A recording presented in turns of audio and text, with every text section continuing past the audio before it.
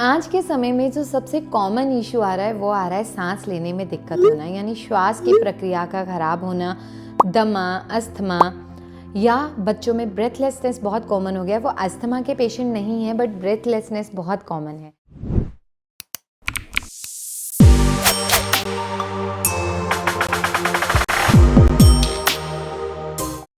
Hello everyone, welcome to उपासना की दुनिया। कैसे हो आप सब? उम्मीद करती हूँ सब बहुत अच्छे हैं, सबकी लाइफ बहुत ज़्यादा अमेजिंग चल रही है।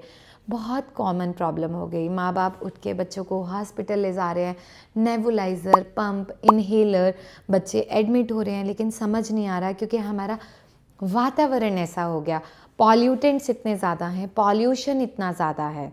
तो आज सबसे पहले मैं शुरुआत करूँगी एक ऐसी प्राचीन पद्धति से।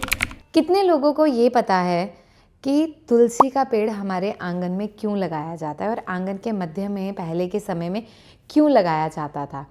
इस वीडियो को यहीं पॉज करिए और इसका आंसर दीजिए आप यहीं पे कमेंट्स में, और उसके बाद एंड में मैं भी आंसर दूंगी। आज के टाइम में क्या हो गया, हम लोग एयर प्योरीफायर खरीदने लग गए, आर्टिफिशियल चीज़ों को इंट्रोड्यूस करने लग गए अपनी लाइफ में। क्या आपको पता है कि पहले के समय में बुज़ुर्गों ने एयर प्योरीफायर तो आपके घर में ही दिया था, वो था तुलसी। तुलसी एक ऐसा प्लांट है जो 20 से 22 घंटे तक भी एक्टिवेट रहता है पॉल्यूटेंट्स को एब्जॉर्ब करने में। ऑक्सीजन को जो है बहुत अच्छे लेवल में रिलीज़ करता है, रात के टाइम पे भी ओजोन को भी रिलीज़ करता है। अब जो पॉल्यूटेंट्स के पार्टिकल हैं, चाहे वो सल्फ़र है, चाहे वो कार्बन मोनोऑक्साइड, कोई भी चीज़ है, वो कार्बन के पार्टिकल्स उनको भी एब्जॉर्ब कर लेता है। इसीलिए पहले के वक्त में तुलसी की पूजा की जाती थी और उसके साथ साथ उसे आंगन में लगाया जाता था, ताकि रात्रि के समय में भी आप लोगों को फ्रेश ऑक्सीजन मिल पाए और जो भी पॉल्यूटेंट्स हैं उसमें ऐसे गुण हैं वो उनको एब्जॉर्ब कर लेते थे वहीं पे, और आपके घर में हवा को शुद्ध करती थी, घर का वातावरण शुद्ध रहता था। तो जो पहले के समय में बुज़ुर्गों ने चीज़ों को इंट्रोड्यूस किया है, हर चीज़ के पीछे लॉजिक है। आज हम चीज़ों को ढूंढते हैं कि यार इसके पीछे साइंस है क्या, इसके पीछे लॉजिक है क्या। ऐसे तो हम एक समय पे भगवान पे भी सवाल उठाएंगे कि भगवान के पीछे कोई साइंस है क्या, क्या उसके पीछे कोई लॉजिक है क्या। ऐसा नहीं है। जो चीज़ें हमारे बुज़ुर्गों ने बनाई बहुत अच्छी बनाई। अगर आज हम उन चीज़ों को फॉलो करते ना, कभी हम में इतनी बीमारियाँ आती ही नहीं। शायद हम लोग बहुत 100 साल तक जीते जितनी उनकी उम्र होती थी। 60-70 साल में हमें हार्ट अटैक, कार्डियक अरेस्ट नहीं आते। तो यहाँ बात हो रही है अस्थमा की, और अस्थमा के लिए तो यार शुद्ध हवा बहुत ज़्यादा ज़रूरी है। सबसे पहला नियम, जिनके भी घर में कोई भी व्यक्ति रेस्पिरेटरी डिसऑर्डर से परेशान है, आप अपने घर में तुलसी के पेड़ लगाइए। आप तुलसी माता से हाथ जोड़िए, पूजा करिए, आप कर सकते हैं। नहीं तो माता, हमने आपको यहाँ स्थान दिया, ठीक है, आप यहाँ विराजमान हुए, आप उसकी वहाँ पे आप घर पे रखिए। शुद्ध हवा के लिए नेचुरल एयर प्योरीफायर का काम करेगा। दूसरी चीज़, अगर आपके बच्चे बहुत ज़्यादा परेशान हैं, आपको क्या करना है, एक पीपल का पत्ता लेना है, और इस पे हमें बहुत पॉजिटिव फीडबैक मिला। पीपल का पत्ता लेना है, इसके ऊपर आपने देसी घी और काला नमक लेके लगाना है, और जो लगा लिया उसको तवे पे इस तरह से लगा के चेस्ट पे रेगुलरली मालिश करनी है। बच्चों में, बड़ों में, बुज़ुर्गों में, किसी में भी कर सकते हैं। ये क्या करेगा, आपके लंग्स को, जो अंदर कुछ जम गया कफ है, उसको रिलीज़ करने में हेल्प करेगा। वो एक्सपेक्टोरेंट जो है वो पूरा बाहर आएगा और वो धीरे धीरे आपको रिलैक्स करेगा। जो एकदम से फोर्सफुली इंस्पायरेशन या एक्सपायरेशन की प्रोसेस हो रही है, वो वहीं पे सेटल होना शुरू हो जाएगी। पहली चीज़। दूसरा, हम घर को शुद्ध करने के लिए हवन करते हैं। हवन सामग्री लाते हैं, उसका धुआं होता है और हम बोलते हैं ये घर की नेगेटिव एनर्जी को बाहर खींच लेता है और शुद्धिकरण होता है। ऐसे ही आज मैं एक ऐसा आपको यज्ञ बताऊंगी जो आपको अपने लिए रोजाना करना है 21 दिन लगातार।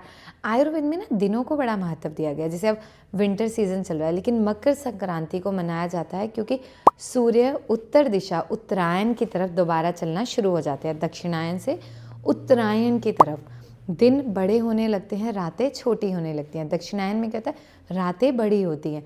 तो इस समय आपको क्या करना है, आपको एक मिट्टी का छोटा सा बर्तन लेना है, कोई लोटा, दिया, जो भी आपके पास अवेलेबल है।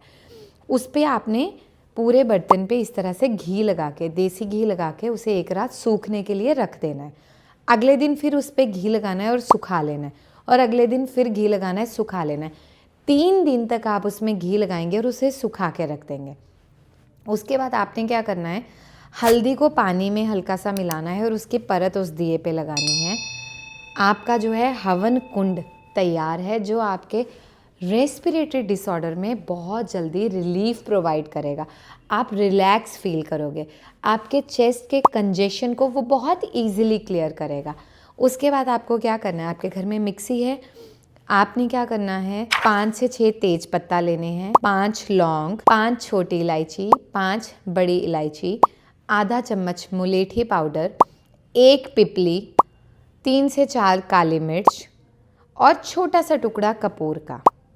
इसको आप अच्छे से ग्राइंड कर लेंगे या सिलवट्टे पे आप इसको पीस लीजिए और इसको आप जो है पाउडर बना के रख लेंगे। फिर आपने क्या करना है, जो हवन कुंड यानी वो जो मिट्टी का बर्तन था जिसको आपने तैयार किया है, उस पर थोड़ी सी सामग्री को डालना है। जब आपने ये सामग्री डाल दी, उस पर 1 चुटकी हल्दी, थोड़ी सी बूंदे घी की उसको डाल के जलाना है और उसका धुआं इनहेल करना है। नोज़ से इनहेल करना है, माउथ से एक्सहेल करना है। नोज़ से इनहेल करना है, माउथ से एक्सहेल करना है। धीरे धीरे करके कुछ ही दिनों में आपको अपनी छाती में, चेस्ट में जो भारीपन है, जो फेफड़ों का एक भारीपन है, वो बेटर फील होगा। आपकी ब्रीदिंग प्रोसेस इम्प्रूव होगी। जिनको यहाँ स्वेलिंग रहती है साइनोसाइटिस की वजह से, नज़ला जुकाम बहुत ज़्यादा रहता है, इरिटेशन रहती है नोज़ में, आइज़ में, वो धीरे धीरे करके सेटल होना स्टार्ट हो जाएगा और आप बहुत बेटर महसूस करेंगे। ये एक ऐसी प्रक्रिया है जो हमारे शास्त्रों में, हमारे आयुर्वेद में सदियों से चलती आ रही है।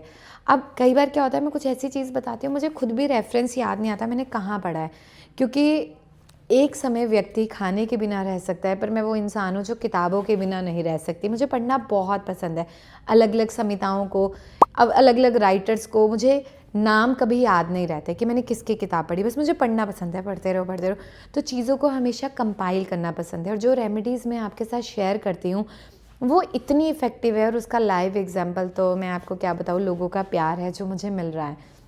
मैंने कभी ये नहीं कहा कि ये क्योर करेंगी, पर लोग आके बोलते हैं मैम हम ठीक हो गए, मुझे और खुशी होती है। मैं हमेशा बोलती हूँ ये आपको सपोर्ट करेंगी, इसके साथ में आप ट्रीटमेंट लो। अगर आपको ज़रूरत है पहले आप रेमेडी से स्टार्ट करो।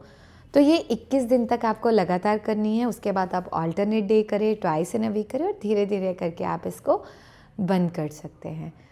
अगर आप लोग इस रेमेडी को फॉलो करेंगे ना, आपको इतनी इम्प्रूवमेंट मिलेगी, आपको कॉन्फिडेंस आएगा। आप बच्चों को कर सकते हो, बड़ों को, बुज़ुर्गों को। 1 मिनट तक एटलीस्ट आप डेली करिए, सुबह शाम भी कर सकते हैं।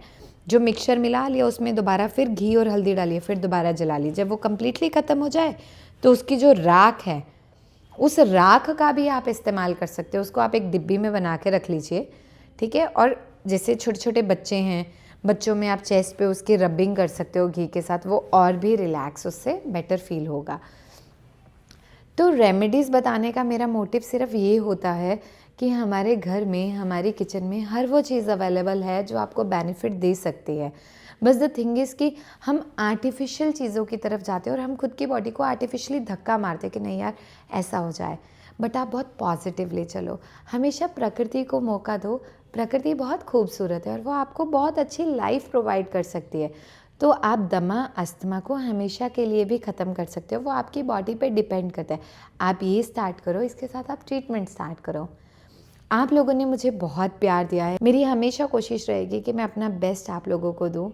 जो जो आपकी शिकायतें हैं मैं उन पे भी काम करूँगी धीरे धीरे, पर मेरा उद्देश्य और मेरा लक्ष्य बहुत बड़ा है, मुझे उस पर काम करना है। आप लोग इस चीज़ को समझिए और इसी तरह से मुझे प्यार देते रहिए। उपासना की दुनिया को बहुत सारा प्यार देने के लिए बहुत बहुत शुक्रिया।